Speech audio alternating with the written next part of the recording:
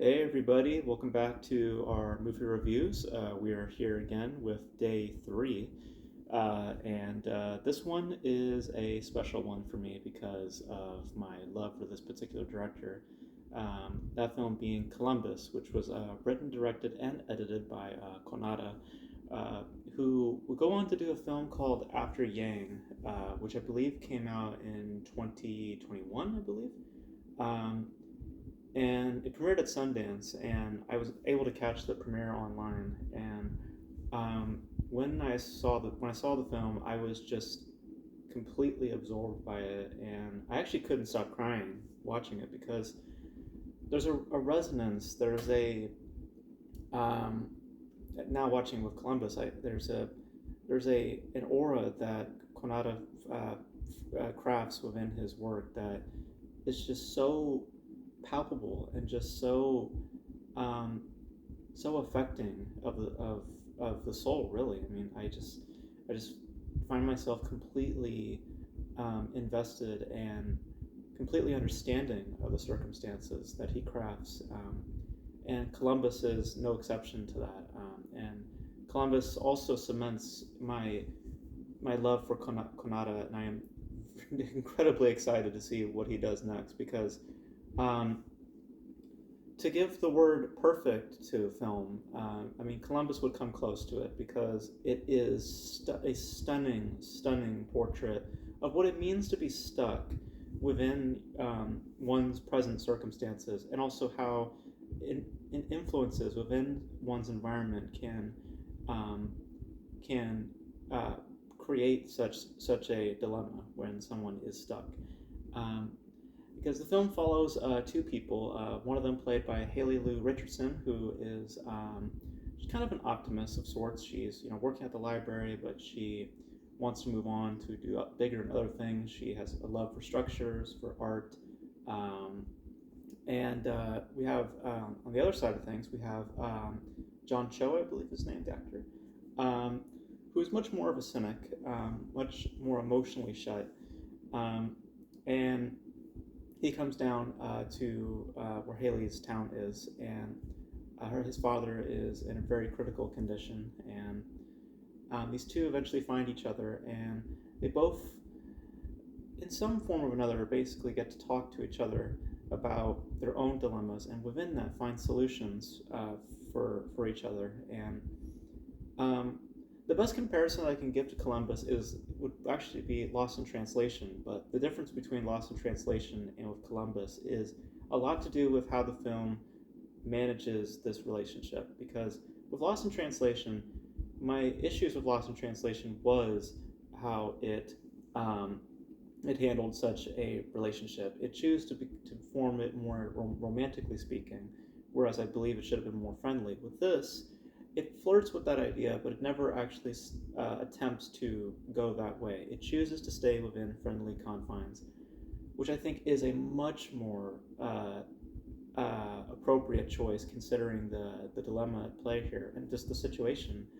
Um, I feel that adding a romantic angle would have detrimented and just taken away such of the resonance that is felt throughout this film, because this is a highly, highly um, intimate piece. It's properly delicate, extremely moving. I was just crying like nonstop throughout the film. There are portions in the film that just there's one scene in particular with Haley Lou Richardson where she's in a car with John Cho, and they go to this building. And when she explains to John why she goes to this building so often, and you just see the performance that Haley's putting on, because the performances are also just terrific. They are just unbelievably humane and just utterly charming. When she explains why that building means so much to her, I was just crying. I'm getting emotional thinking about it right now because it's just so real, and it's so understanding, and you get such a great perspective of who this person is, not only on a literal level, like just the idea of her, of what she is, but on an emotional level as well. completely swept up in it and involved. And the same for John Cho, where he's a very emotionally shut type of character, where Haley is a lot more, like I said, more of an optimist, and she um, um, has more willingness to be open. It's more or less her that opens up John, and um, and you see his own issues. When he's alone, you see that he has love for his father, but he builds up these walls and these barriers, and he has resentment towards his father for reasons that the film explains, um, and like I was just completely swept up in it. I just found myself so in awe with it. I mean, aesthetically, it's just also just a beauty. It is stunning to look at.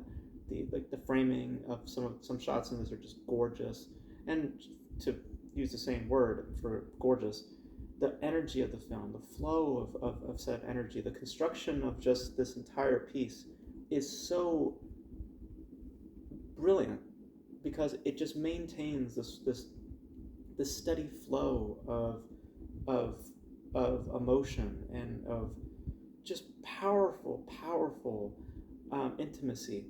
Um, like I was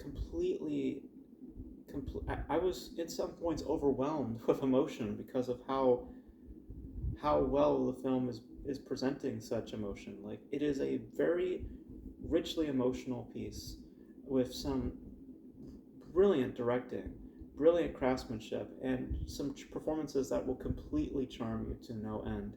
Um, and it's also very relatable. For anybody who is at this point in their life, who has those feelings of being stuck um, and that fear of moving forward. What happens when you move forward? Fearing of change. The changes that are to come.